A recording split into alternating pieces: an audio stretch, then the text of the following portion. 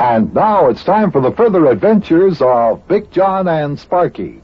Today's chapter is entitled, The Ratings Are In.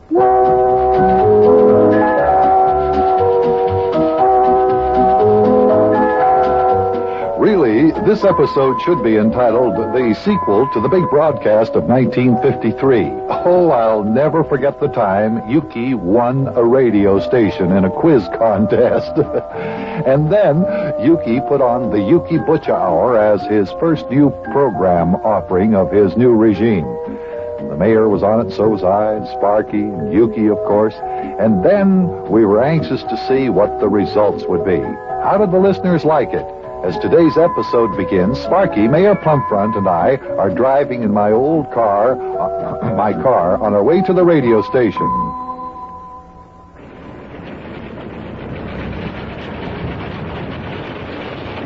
Boy, sure is crowded downtown this morning, Big Jon. Hey, how much further do we have to go before we get to Yuki's radio station? Oh, just a few more blocks. The street's always crowded this time of the day, Sparkie. That's right, lad. See, all these people are going to work in their offices. I wonder if Yuki's already there. Well, I imagine so. He said he'd meet us there. And besides, Yuki's anxious to see how much fan mail we get from our first radio broadcast last night. Do you think we'll get much, Big Jon? Well, I don't know. Personally, I think it's a little early to be expecting much mail to come in this morning. After all, our broadcast was only last night, and I doubt if many people bothered to, sit down and write a letter just as soon as we went off the air. That's right, Buster.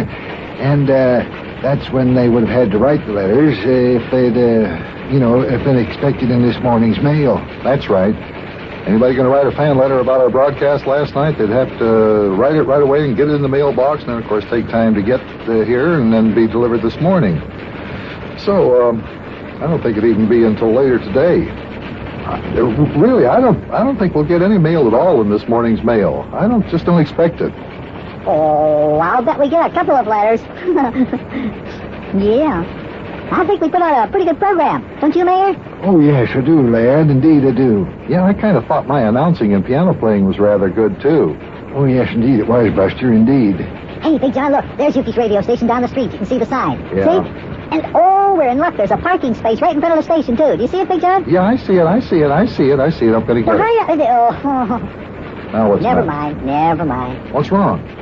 Somebody else pulled into the parking space. Well... Beat you to it. Told you should have gone faster. Now, look, Sparkie, I'm going just about as fast as I'm allowed to go on these downtown streets. What do you want me to do? Get a ticket for speeding or something? Oh, Big Jon, it'd be impossible to get a ticket for speeding in this old junker of yours. I'm afraid the lad's right on that, Buster. I doubt if this old coffee grandeur of yours will go over 20 miles an hour, will it? Well, so what if it doesn't? 20 miles an hour is fast enough for anybody to go. So just a nice, sensible speed, 20 miles an hour. Hey, look. That car that went into that parking space is pulling out. Yeah. You see, all your excitement was for nothing. That automobile pulled into that space just to let somebody out of the car. Now we can go in there and park after all. Well, go ahead. Pull in. Sparkie, I can't pull in until I get there. Now, will you just give me time?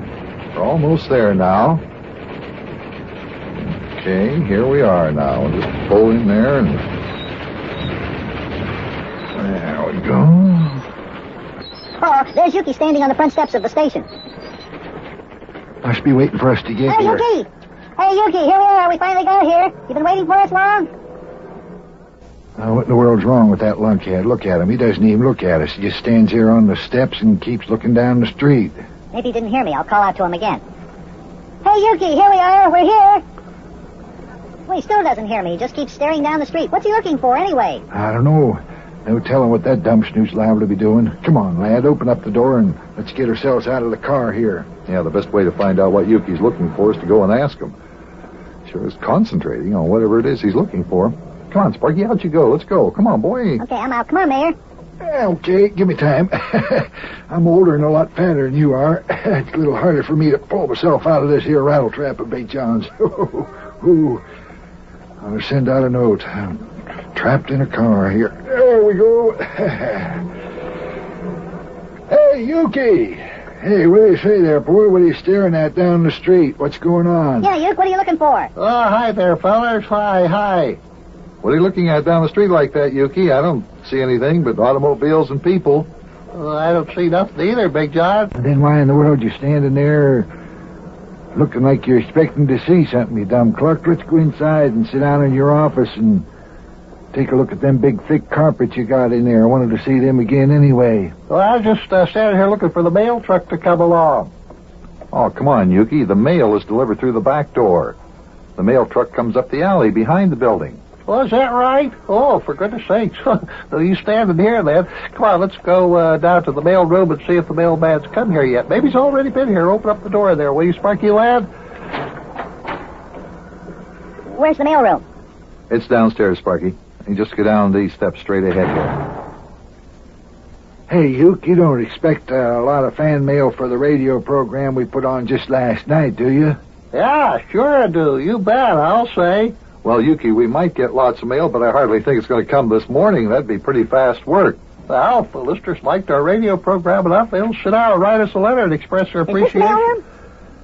Well, what's that funny-looking machine on the table over there, Big John? That funny-looking machine? I beg your pardon, Sparky. That funny-looking machine over there on the table happens to be the mimeograph machine which I operate. And with a great deal of skill, too, I might say. Hey, look who's coming through the back door. Hey, I haven't seen him for a long time. How you doing there, Mr. Squelch Feather? Hey, you look like Santa Claus with that big sack on your back. Hello. Hello, gentlemen. Oliver Q. Squelch Feather, Special Agent for the United States Mail of America at your service. Where do you want me to put this sack of mail? What? Hey, you mean that sack of mail is for this radio station? Hey, we've never had that much mail delivered here, and not enough to be coming in a special sack. Not one that big. No, sir. Of course not. This radio station never had a program on the air like the one had last night either. That's our fan mail there. You're kidding. Hey, is all the mail in that sack for us, Mr. Squelch Feather? All the mail in this sack and all the mail in the other two sacks out in the truck. Better go out and bring them in. Oh, for goodness sakes. Hey, I wouldn't believe that. I wouldn't believe it if I wasn't seeing it with my own two eyes. Oh, this can't be fan mail from last night's radio program. Well, it is, Big John. Here's a handful I just took out of this here sack, and every one of these here letters is addressed to the Yuki Butch Hour. What do you think of that? Well, boy, come on, let's get busy and count the letters and see how many we got.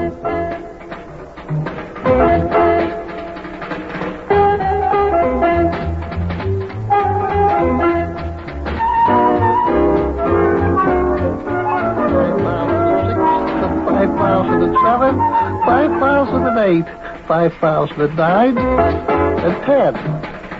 5,011, 5,012, and 13, and 14, and 5,015. Well, there it is, 5,015 letters. Unbelievable. Can you imagine? 5,015 fan letters. And just in this morning's mail. Why, goodness knows how many people were listening to that program. Well, we'll soon find out, Big John. I'm going to call our program director. By now, he should have our rating report. We'll find out how many listeners we had last night. Yeah, I'm anxious to find out what kind of a rating we had. Yes, sir, boy, those ratings are really important. What's the rating, Big John? Nellie, hey, connect me with Charlie Black. A rating? Why, Sparky, you see, there are companies who call up people on the telephone, and they ask what radio program they're listening to, and then these companies make ratings for the radio stations, so the station can tell how many people listening to their program, see? Oh, Charlie. Hey, this is Yuki Butcher, the owner of this here radio station. Say, did you get a rating on our new program last night, the Yuki Butcher Hour? You mean by making telephone calls and asking people what radio program they're listening to, they can tell how many people are listening to a certain program? That's what they say. Oh, you don't say. You're kidding. You're kidding. Well, thanks a lot, Charlie. Yeah, goodbye. Well, Yuki, what about it? What's our rating? Oh, fellers, you won't believe this when you hear it. Well, what is it? Tell us, Yuki. How many listeners did we have last night? Fellers, hold on to your hats. This is going to knock your socks off. Our rating was a great big fat 0. What do you mean, 0? Zero? Zero? Yep, 0. Nothing. We got exactly 5,015 pieces of fan mail in the first mail today, but according to the rating, nobody was listening to the program. Nobody listening to the program? Well, I don't understand that. Then who wrote those 5,015 fan letters we already got this morning? If you ask me, there's something awfully funny about those rating things. Yes, sirree. Boy, oh boy, oh boy, oh boy.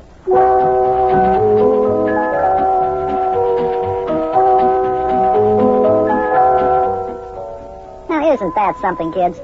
Last night we put on a radio program. This morning in the first mail delivery we get over 5,000 letters from people who heard our radio program and liked it.